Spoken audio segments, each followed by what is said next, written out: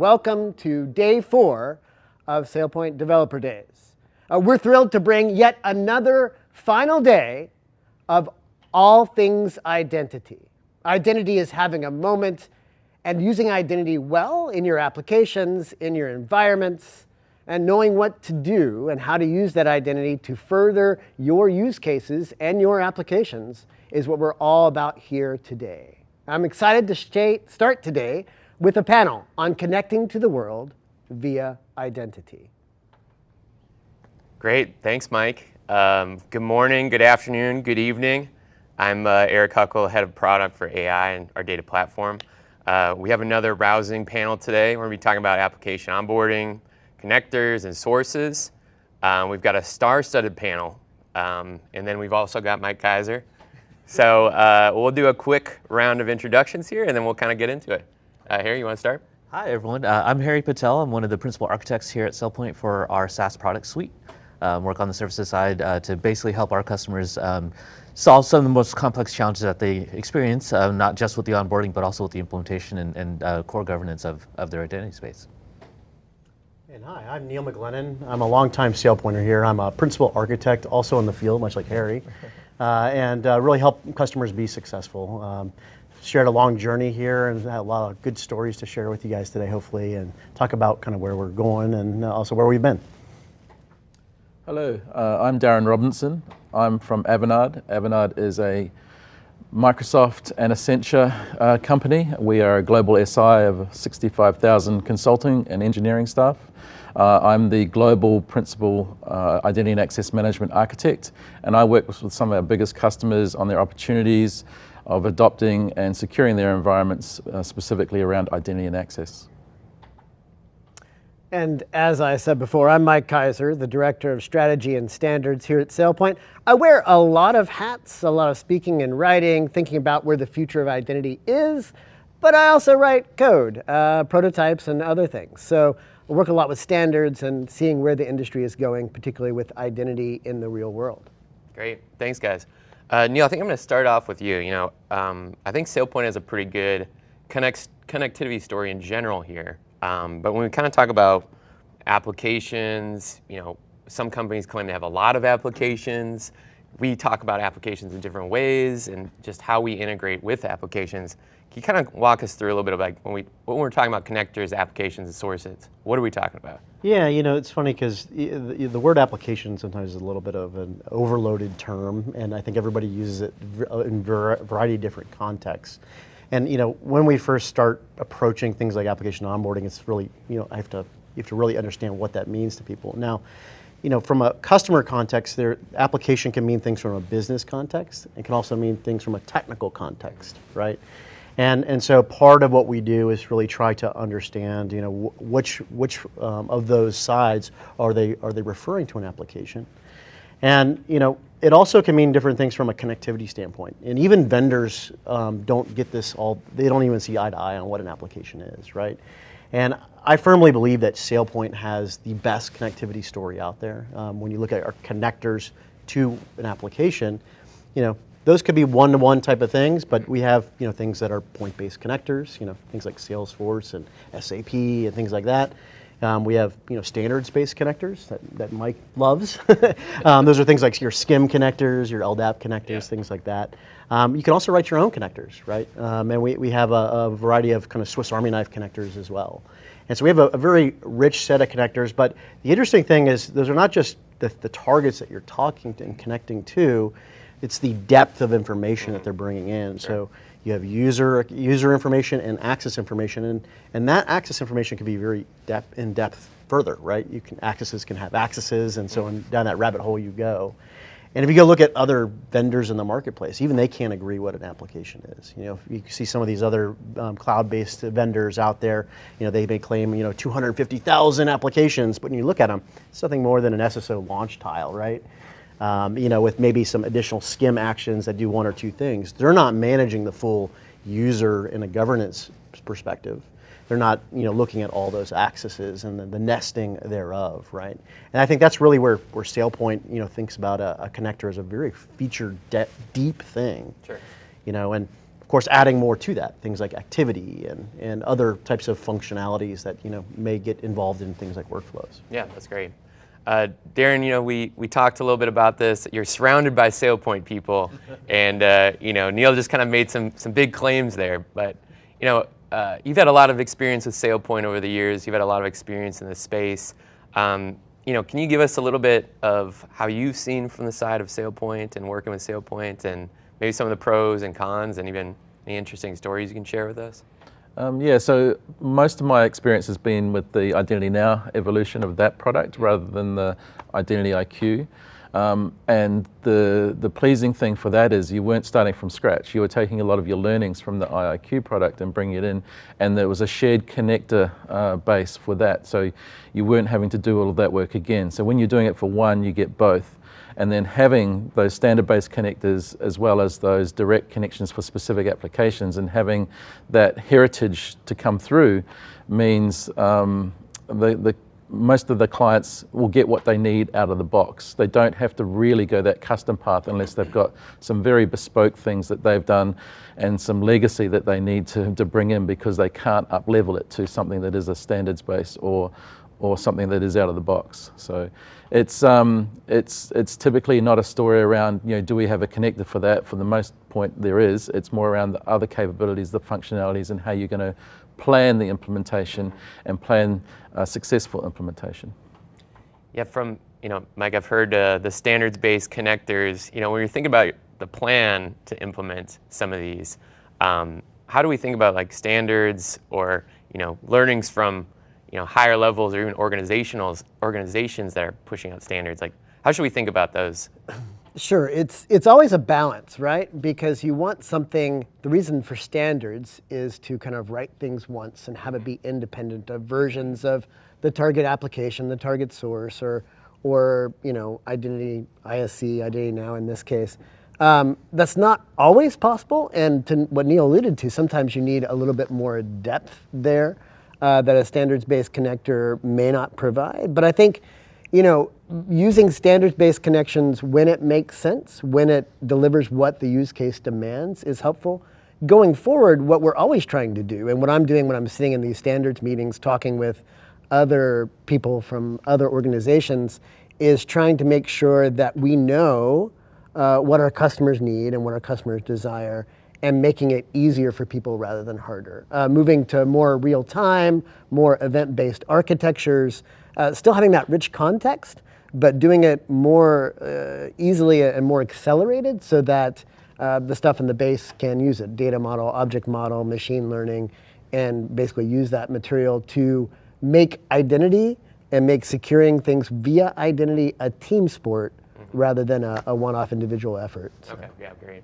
Harry, we kind of talked a lot, really high level maybe of like how generally we think about these, but we think of maybe about more like the real world, and maybe even a scenario where you saying a customer set something up, or like, is this as complex as it sounds, or is it fairly straightforward, or is there a spectrum of this? I do think there's a spectrum. I think that you have to break apart the onboarding experience into two different areas.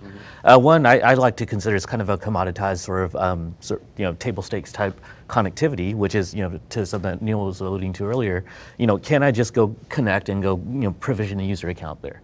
That's kind of core. It's expected, right? You can't govern anything if you don't see it. And so, most customers when they come in and they see connectivity, they're like, okay, cool, we're going to go do this.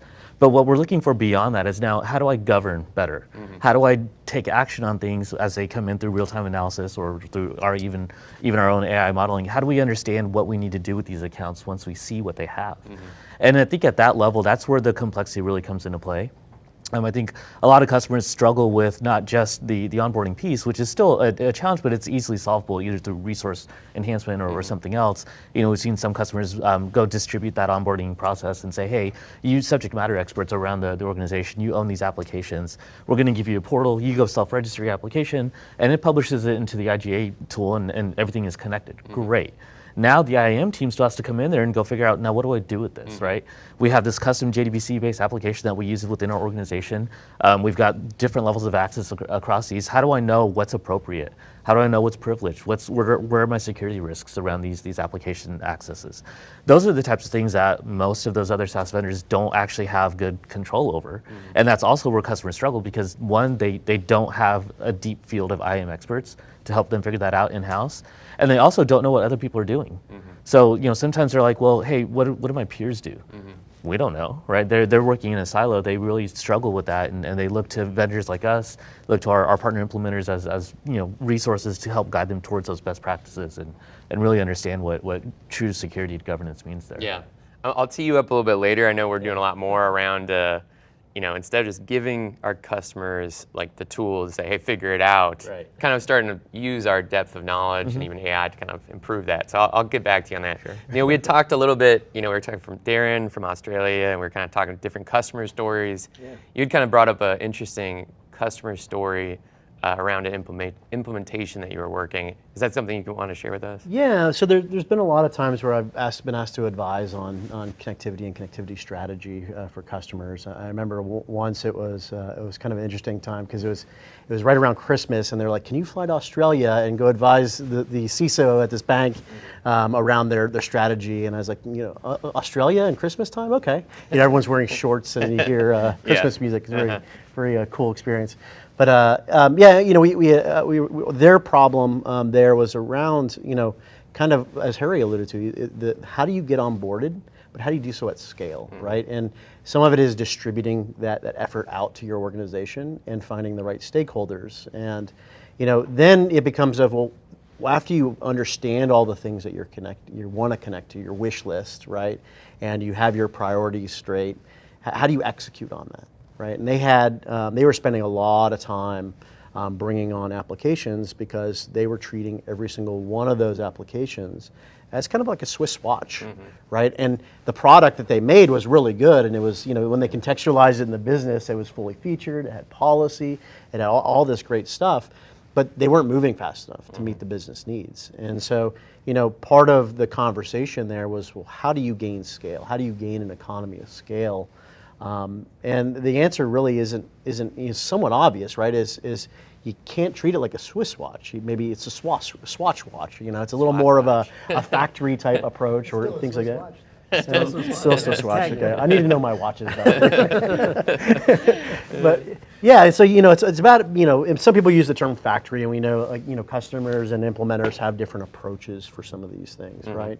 And so we had to kind of find the right depth to bring in and the right techniques to bring in, right? And so in this case, certain applications it wasn't worth it to technically integrate, right? Certain applications you couldn't technically integrate, or there's business reasons that they couldn't integrate, right?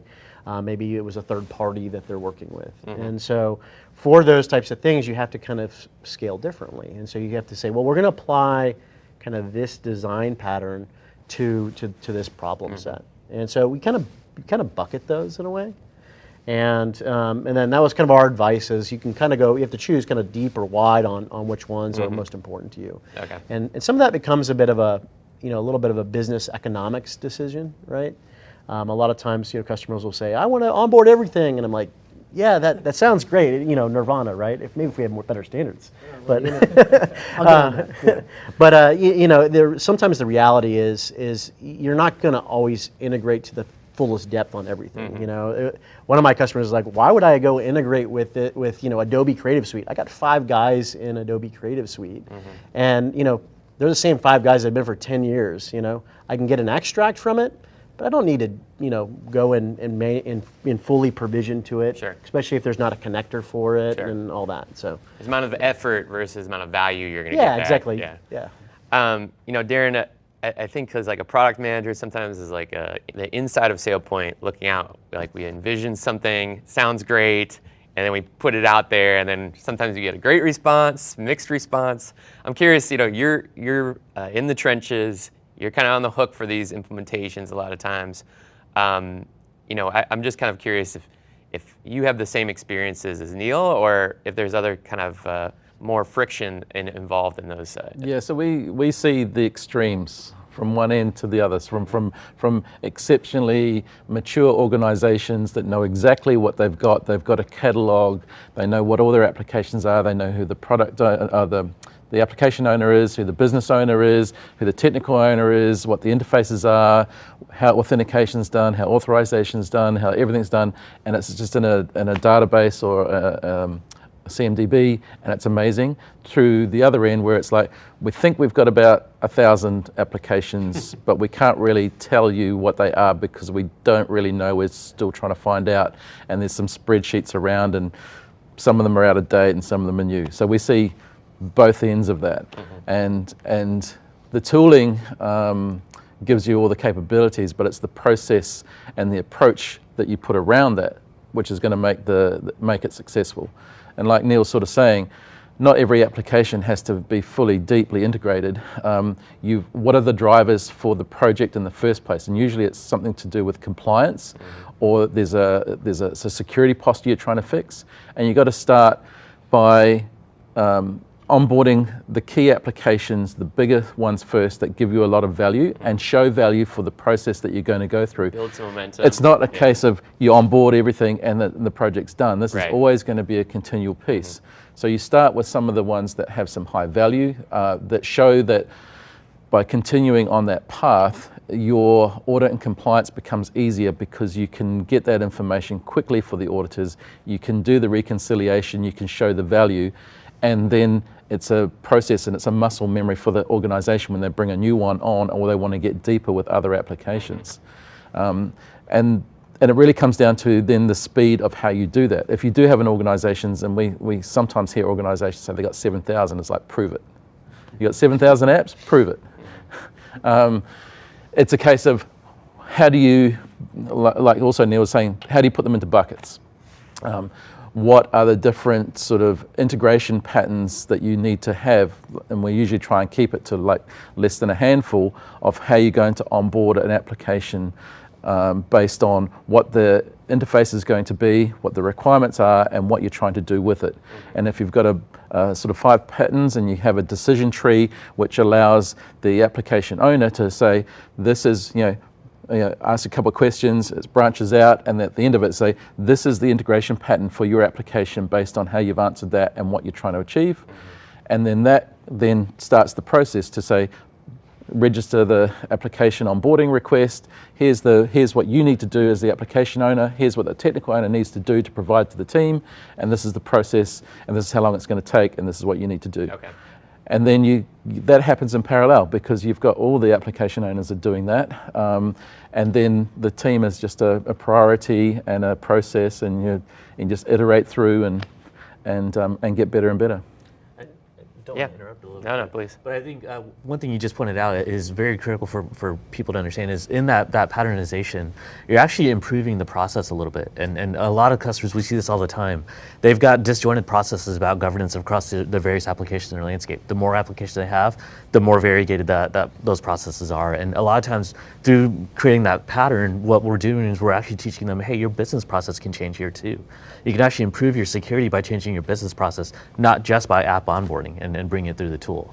It's often a give and take, and that's a piece that I sometimes see in some of the less mature customers is there's a certain amount of I'm just going to do it my way because that's how we've always done it, and by virtue of coming into a formal app onboarding process, they actually learn that that's not the right way, and they actually make their businesses more secure that way.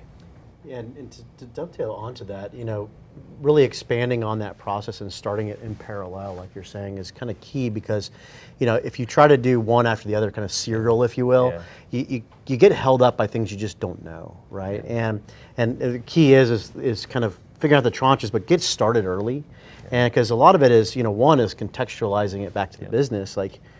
I'm talking about application VPN here. Yeah. What is that actually? What does that actually mean, from a business and a technical perspective? That could just be an AD group, right? Like, we already have AD onboarded, great. We already kind of have it in a way, but in other cases, maybe you don't, right? So contextualizing it back from a business to a technical perspective, but then there's also identifying the ownership of all these things, right? And one of the things that we see kind of hold up businesses quite a bit is just the lack of information, you know?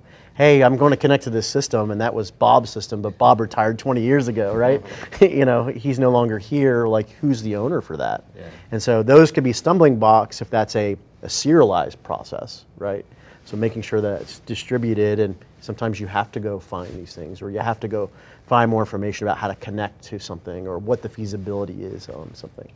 So it's funny because on the technology side, speaking as a technologist, things are always possible, right? Like technology is almost never, unless it's some ancient proprietary system, it's almost never the issue, right, in my experience.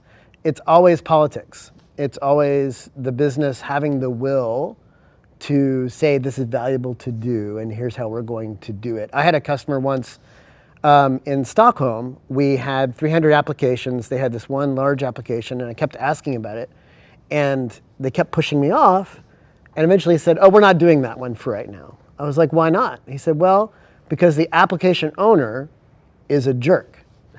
and they said to do that right now is going to sabotage everything else we had, right?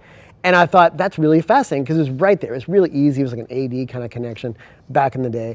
The other end of the spectrum was a Swiss bank I was doing an architecture for, and they were scary in a good way because not only did they have, of course, technology, including asking me what encryption level we were going to use for the data transfer, which I had no idea at the time. They also were just drilling everyone, saying, this is what we're going to do. So what I find usually is the technology I can explain quickly to the people who are interested, but then depending on who my audience is, my narrative changes. Are you an app owner? Well, I'm going to sell you on why this is valuable and makes your life easier. Are you the business owner? I'm going to talk a little bit higher about risk and compliance. And I don't know if y'all have had the similar experiences to that. Yeah, I certainly a company here in Austin. It's one of those large organizations where they've actually grown through a lot of mergers and acquisitions. And one of the business byproducts of that growth has been that every sort of business ran governance their own way. And so we came in with the Identity Security Cloud and started working with the IAM program owners. And they realized, like, hey, I need to get buy-in from all these different stakeholders. I don't get to dictate this out. So it's almost the exact opposite of your Swiss company. And so what we had to do was kind of be a little bit nimble about who we approached first, try to pilot with somebody who's integral to the business, but not necessarily a decision maker.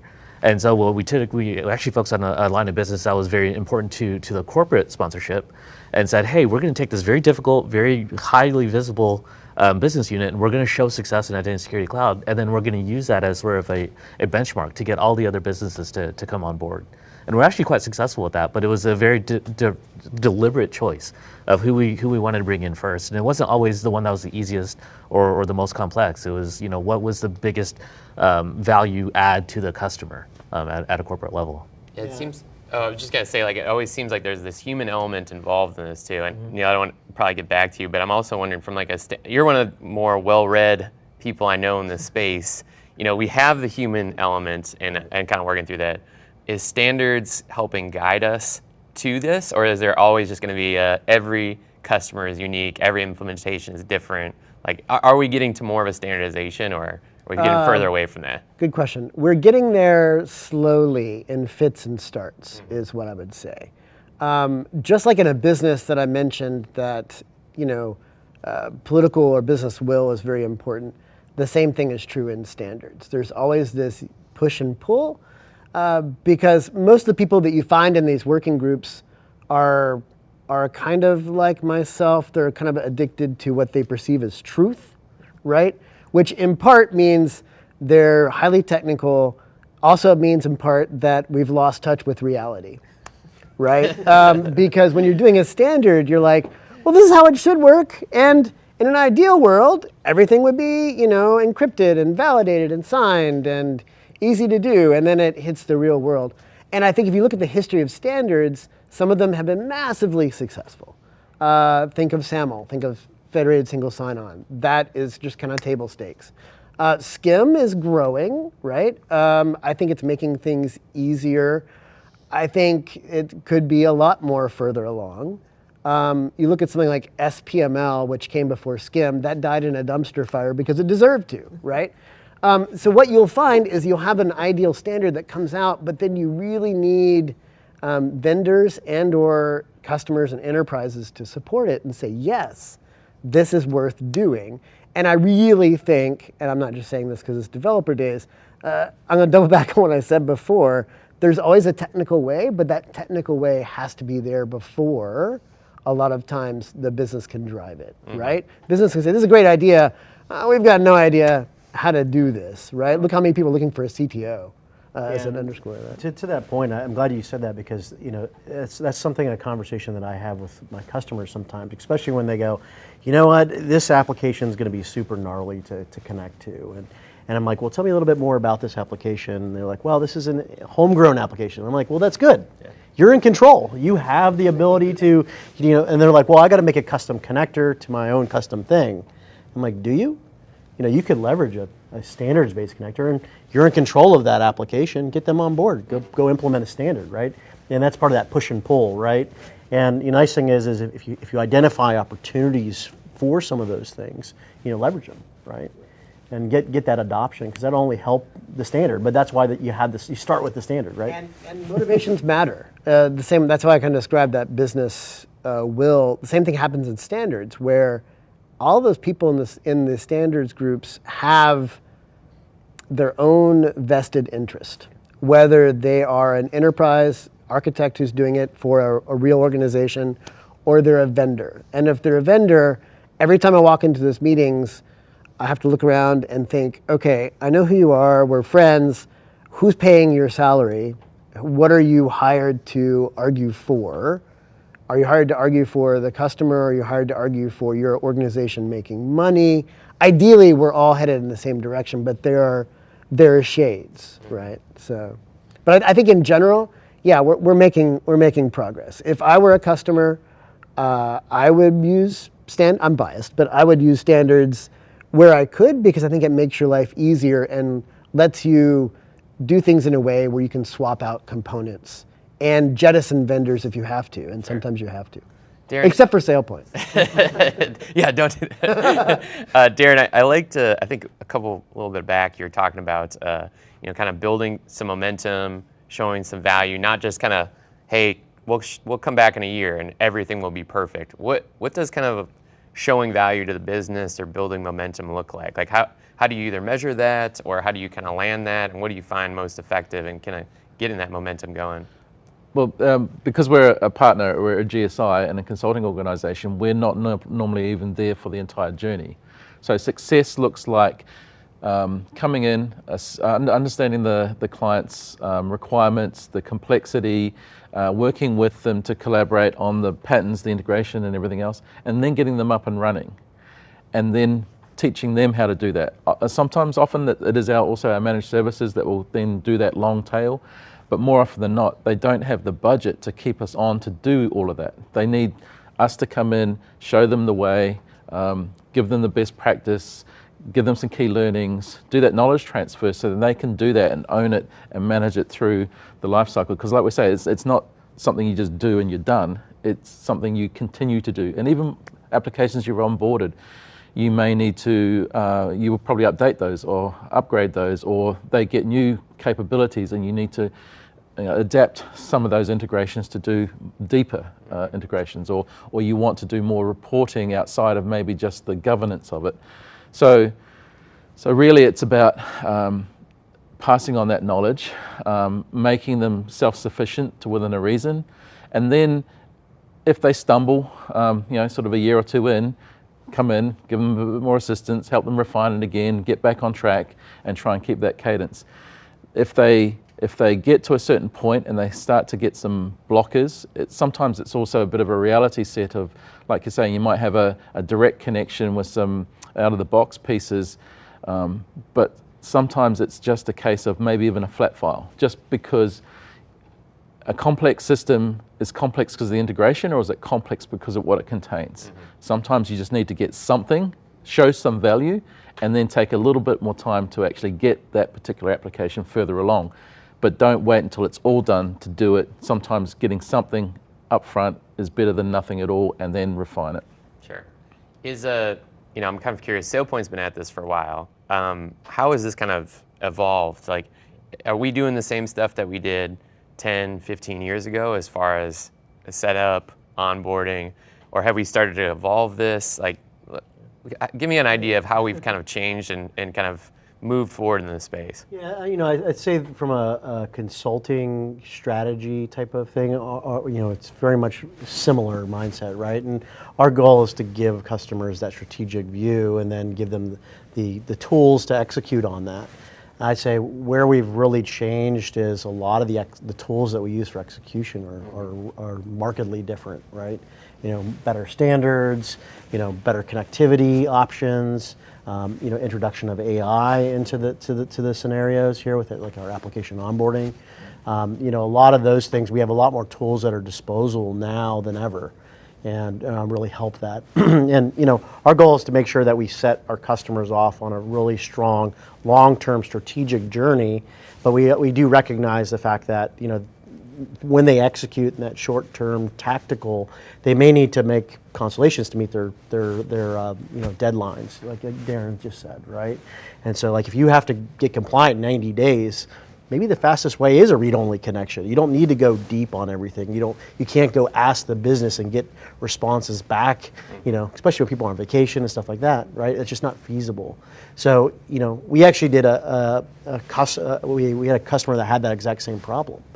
And they had, strategically, they want to get everything onboarded, but they had to meet compliance deadlines in 180 days. Mm-hmm. And so what they had to do, they stood up SailPoint, and they had to kind of go very light touch, and they distributed that out to their business, but they said everyone needs to give us this file in this format. We'll bring it in. And they met their deadline, and they passed with flying colors. That was a huge win for us, but that delivered that win to help cement that future direction. Mm-hmm. And they went and they took those connectors that they were originally the read-only and deepened those, right? And leveraging the toolkits, the rich connectivity, added more feature sets to those in those regions. So, and adding on to what you're saying, I think the 10, 15 years, 20 years we've been at this. Some of what we've learned over that has helped us to be more prescriptive. Mm-hmm. So at least from the field side, when we talk to a customer who's coming into our product space, we try not to go in there and ask them, what do you need, right? Our recommendations lead that conversation. We say, hey, we notice you've got SAP, we notice you've got Salesforce. Mm-hmm. Here's how you should be implementing these for proper governance and security. So our learned history there has helped us inform the types of conversations we have. But then also, and this is kind of something that's near and dear to me because I started at SailPoint with our SaaS product space, mm-hmm. We're able with SaaS to do something that we've never been able to do before, which is actually survey that entire landscape mm-hmm. holistically and start picking apart patterns, mm-hmm. right? And so that's and you'll allude to this a little bit with our app onboarding and the AI that we're bringing to this. Before, when you had on-premise applications distributed across all these thousands of customers, you had no true visibility as to what people were doing. Mm-hmm. And now we actually see that, and we're able to come back to a customer and say, oh, you don't know how to implement that particular application? Great, we've got you covered because we've seen this 30 times in the past 5 years. And this is exactly how you want to do it. And so we're not only giving best practices and coming with a more prescriptive approach, but we're also getting there faster mm-hmm. because there's no discovery involved. We've already discovered it and we see it. So in that aspect, I think that we're leaps and bounds ahead of where we were 10 years ago. It's funny too because like our consultants do this anecdotally, right? Yeah. Somebody that's a seasoned veteran has like, I've seen this app before. Right. And that shouldn't be tribal knowledge mm-hmm. really. And as you're talking about is some of the interesting things to customers are obviously the things that they've onboarded already. But to me, some of the other interesting things are the things that you haven't onboarded from a SailPoint perspective, right? Because if you've onboarded 20% of your apps and you've onboarded, we're all different customers here, and you've onboarded 10 out of 1,000 apps, we can look at what you haven't onboarded, and if there's any commonalities across any of us, right? We could actually move the ball forward. If we said, hey, look, 80% of our customers here have a very similar thing that they haven't onboarded, we could make a strategic investment, work with that vendor, and we roll out a connector or a solution to that problem via AI, recommendations, or what have you. And we've now moved 80% of our customers forward on their application journey, mm-hmm. right? And we can recommend that back to them, and then suddenly, wow, I can have more tools at my disposal. Yeah, no, I think those are great, and I really want to touch on the how that application onboarding in a second. I'll get No more worries. future looking. Darren, so I don't want you to have to give away any kind of trade secrets here, but I always think of like if I'm trying to communicate what we're doing to my mom, like how do I kind of lower the temperature on some of the technical aspects? But when you're talking about as a consultant of like the knowledge transfer and like getting people going, if I have no idea kind of what we've even been talking about, and I'm like, hey, I want to kind of govern these applications. If I'm coming to you, where do you kind of start out? Like, how do you even begin to talk about this is what the journey is going to look like? It's understanding the customer's drivers. What's the business case that they've got up to start this project? What is the outcomes that they're expecting? What are the drivers? What is it audit? Is it compliance? Is it security posture?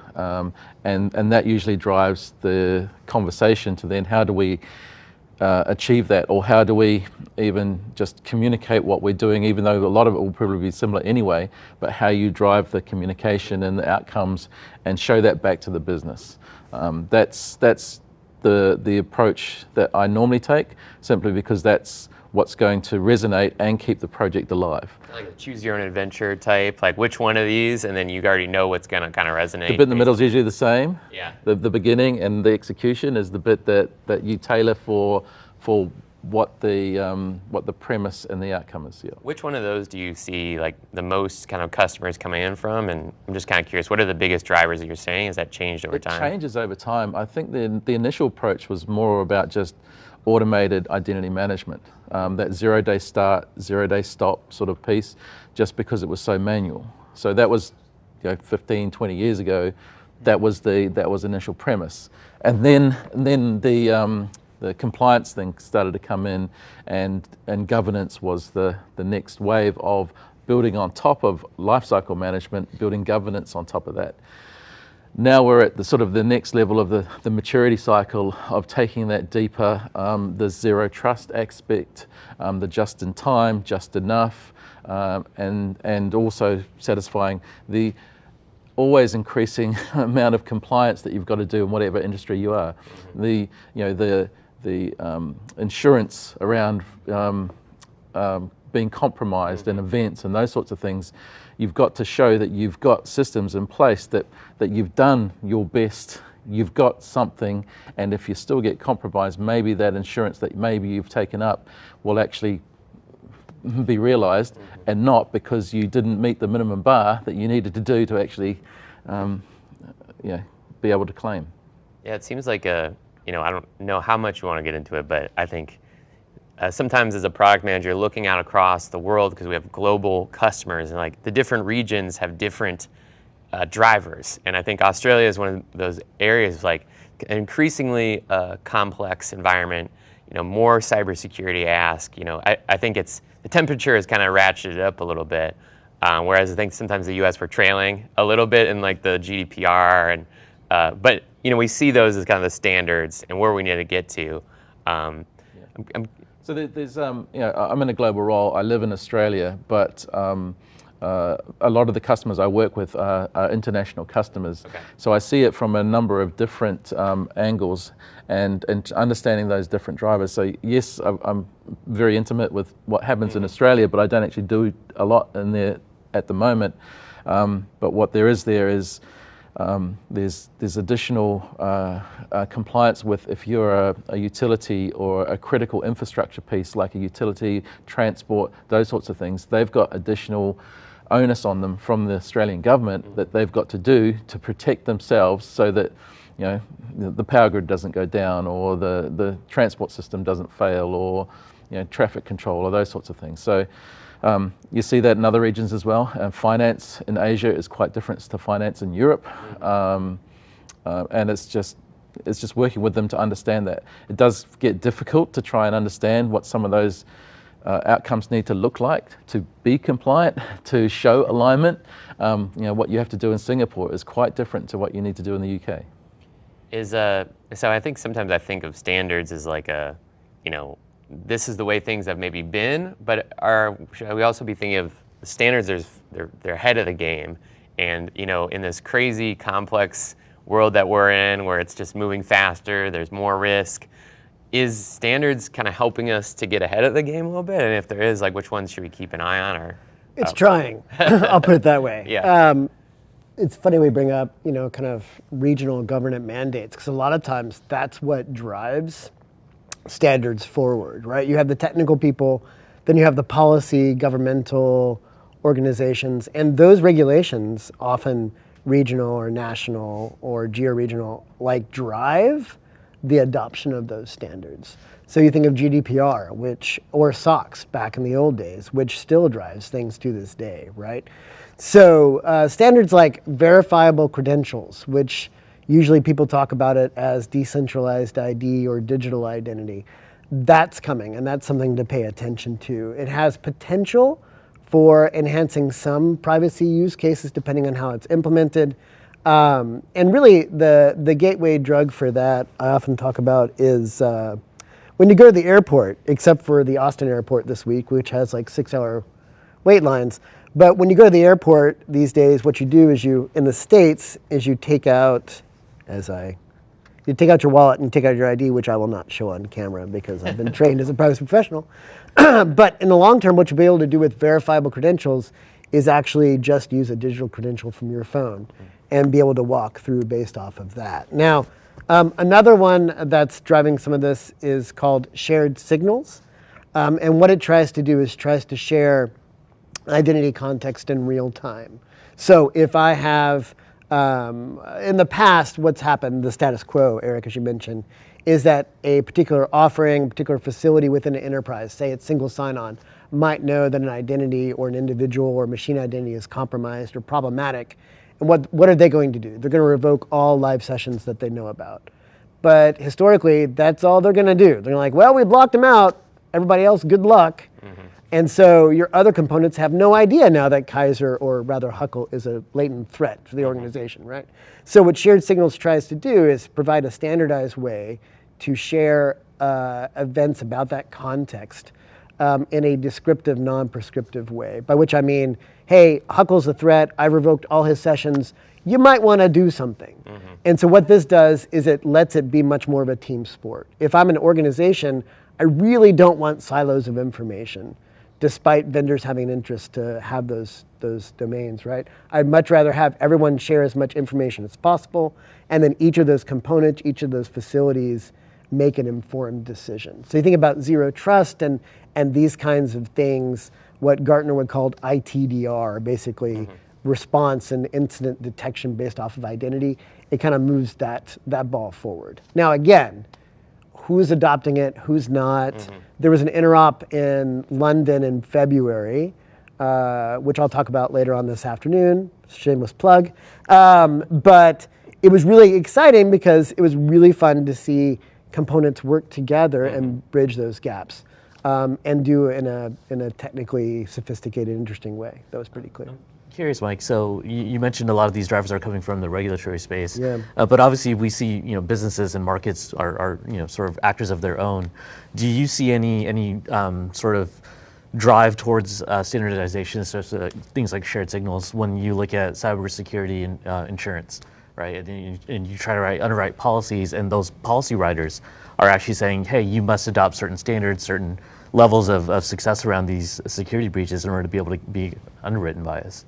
Typically what I see in those insurance companies or those policies, which is a whole separate discussion about cyber insurance, is they want a framework. They want a coherent approach, which could include technical standards, but you think the MITRE framework or those types of things, they want okay, what are you doing if you detect something? What is your formalized framework? And they prefer something that's already established. Okay. In part because that's another reason to use standards. Do I really want, okay, two thoughts. As a developer, would I love to write my own authentication and authorization code? Sure, that'd be pretty exciting, As an enterprise, do I want me writing one-off authentication authorization code? No way. I've seen how you code. Yes, you see my code. It works, it's just not production, right? So I would say it makes them feel better if a standardized thing. The government stuff, which is interesting, shared signals, for instance, login.gov in the US is already using some of these principles. So you'll see it within organizations and government as well. But government is kind of that hammer of forcing people to actually take action a lot of times. Speaking of shared signals, a lot of it, you mentioned something kind of interesting of, everything, it's a team sport, right? And it's always kind of good to know who's on your team. and so, I do think that kind of discoverability kind of plays in here, right? How do you discover what's already there? Because, back to what you were saying earlier, Darren, understanding what's actually out there in a customer's landscape has always been a challenge. Customers will come up with lists, and some of them are really good. They have their stuff together, and some of them aren't. They're like, I think I have 1,000 apps. Yeah, that sounds about right. And so, if you had the discoverability part nailed, then, you could have that reported in automatically, at least, at some sort of level, so you're not just kind of guessing, right? Yeah, totally. Every customer I walked into doing architecture, it's always that. It's always, I have no idea what we have, and I have no idea what our policy is. And so you have to help them discover it. The way, back to Eric's question about explaining it to an outsider who's not technical, which I find myself doing more and more, I think the analogy I use is being in an international city for the first time. You get off the airplane and you see the metro map, because I love public transport, and you look at it and it's like a bazillion pieces of information, dots and locations. And so you want that visibility, but you want it in a way that speaks to your felt need. And when I get off the plane, my first need is finding that hotel. So really all I care about is the airport and the hotel.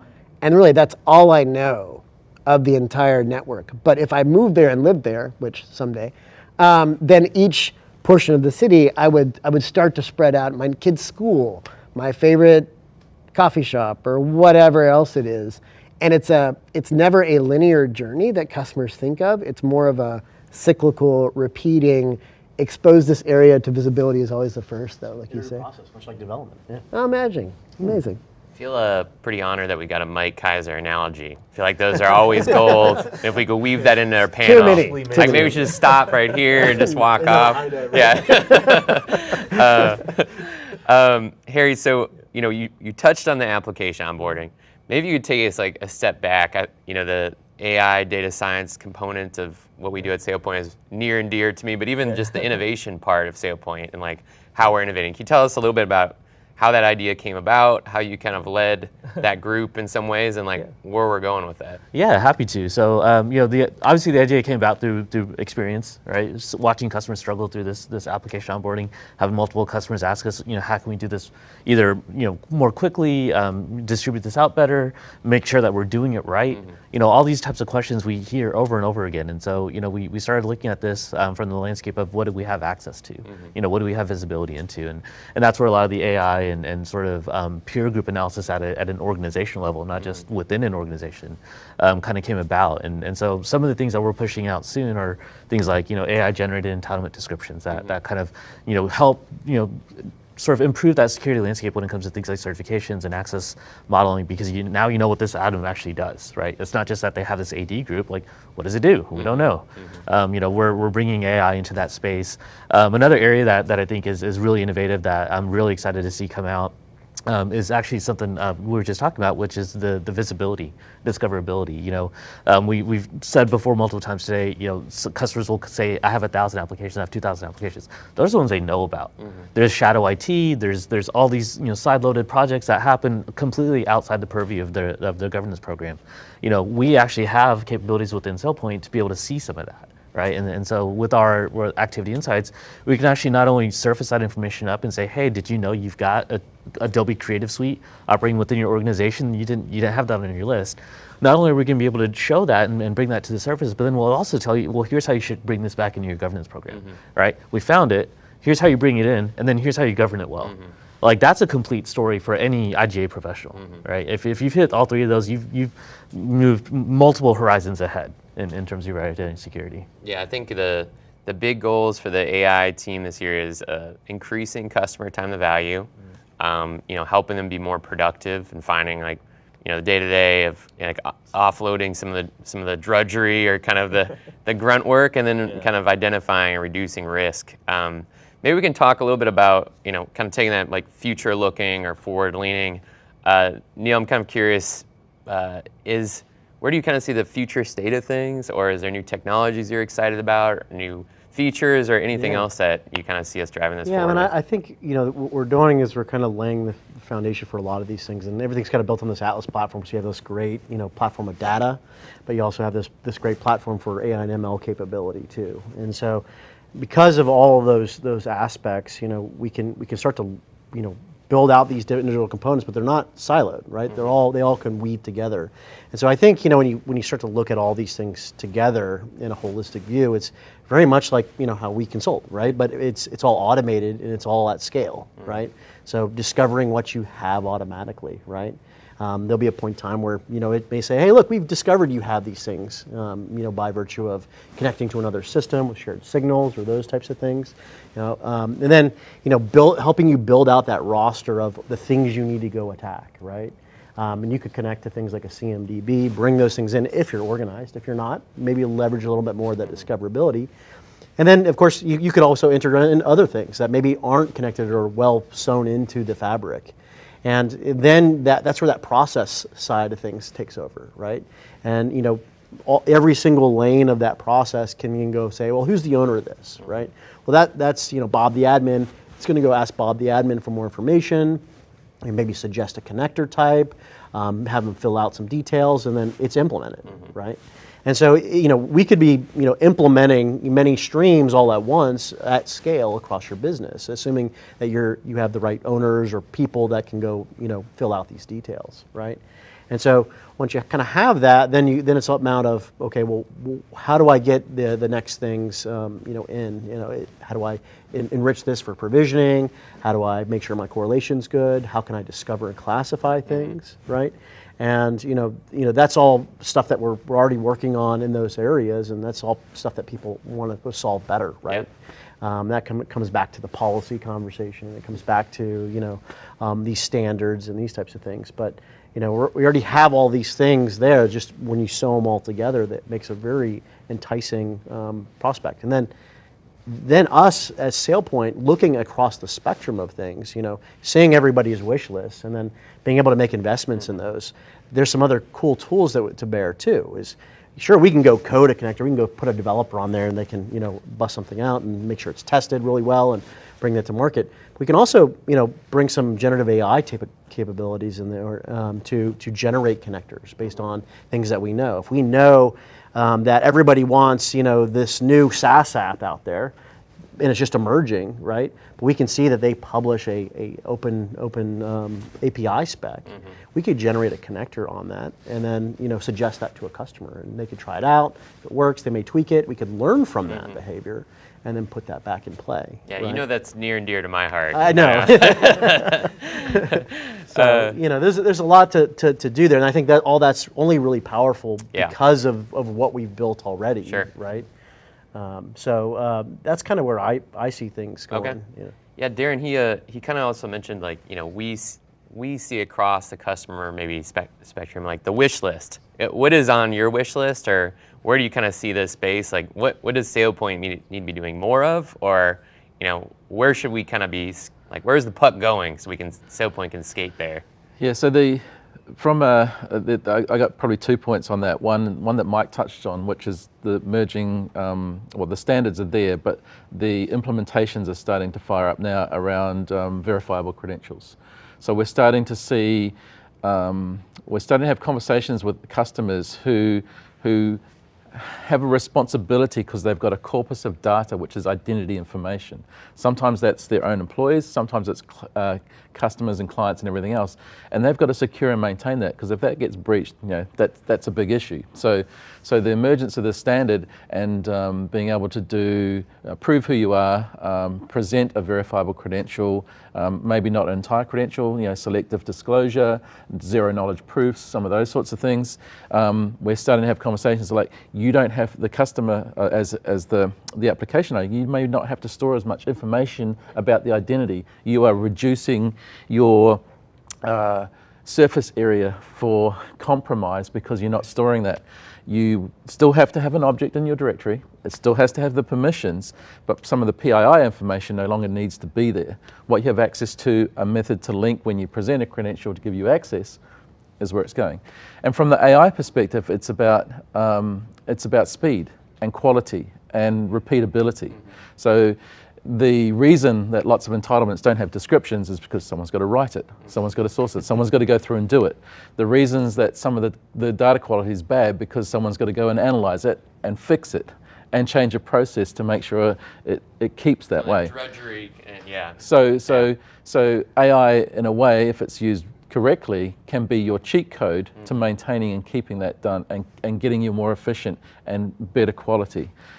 So those are the two things that I'm hoping for sooner rather than later. Well, I hope it doesn't feel like you're too much of a plant here, but you touched this. Our first generative AI feature is around writing descriptions for entitlements, and we released that, I think, a few days ago. So I'm pretty excited about that. That's a pretty close partnership with AWS and Anthropic, but I think sometimes you hear these like legacy software, and we're really at the front end, the leading edge of implementing generative AI into our products and solving problems like that. This is really painful. Help me. So I'm glad to hear that. Mike, we talked a little bit about decentralization, zero knowledge proofs. I thought you were maybe starting talking crypto. I'm glad we didn't go down that road. But a Kaiser coin. Yeah, hold on, let me. That blockchain left on my bingo card. I feel like you're one of the more future-looking guys, and we talked about some of this decentralized identity and what that would mean for SailPoint. But if you're going to look a little bit further out there, what are you seeing, and where should we be heading? Yeah, I think Darren did a good job of covering some of the privacy use cases. Not everyone can adopt that, depending on your industry. The financial industry, for instance, is setting up this globally assured identity network because they all realized, hey, we're all doing identity proofing. Let's figure out a way to share it. And so they're using verifiable credentials to share between sources of trust, but they're not going to rip out their infrastructure per se to do that. So depending on who you are, I think it has great potential for the future. I think ultimately what we're going to be doing with verifiable credentials and shared signals and some of this other stuff, especially with connectivity, is using AI, ML, and some of these technologies to let us look a little bit higher, to make it easier for end users via developers writing code to use AI and ML or using some of these standards to say, okay, we've got the basics identified and covered. Let's think about new ways of thinking. So we talked about, Neil mentioned policy a minute ago, which is one of my other pet peeve. I think that we're going to switch from thinking about setting up applications and describing entitlements to, and Darren kind of hinted at this too, instead of setting up those entitlements, setting up the policy and thinking in terms of policy. In terms of, yes, I want to be connected to all these applications, these systems, but I'm really interested in is the access model that application is using and how it translates for my users. So connectivity, but thinking in terms of policy. One quick analogy, and I won't beat it to death too much. If you have a 3-year-old and he goes to the street, what do you tell the 3-year-old? You say, look, don't go in the street. What you don't say is don't go in this street, don't go in that street, don't go in the interstate down the road, because you're telling him what the policy is. You expect him to enforce it, and you communicate on that level. That's kind of the level we need to start thinking about, and we will in the future with some of these technologies. Well, I think we're, by having you on the panel, we're contractually obligated to let you have the last word. So I'll probably leave it at that. And my watch is telling me we got to stand up pretty soon and start moving around. So I think we covered the kind of arc here of not only the kind of technical aspects of different types of applications and what that means, but I think the human element, I thought was pretty interesting. There's always this human element in our space where it's not just example of every problem is the same. And I think that's, as security professionals, you have to kind of go in there and solve this complex problem. Talking about kind of up-leveling it from standards or using machine learning AI to make life easier, and then this next phase that we're looking into of not only using generative AI, but what does a different version of identity and access look like, and how does SailPoint play there? So really appreciate everyone's time on this panel. It's a lively discussion here, and thanks. Appreciate it, guys.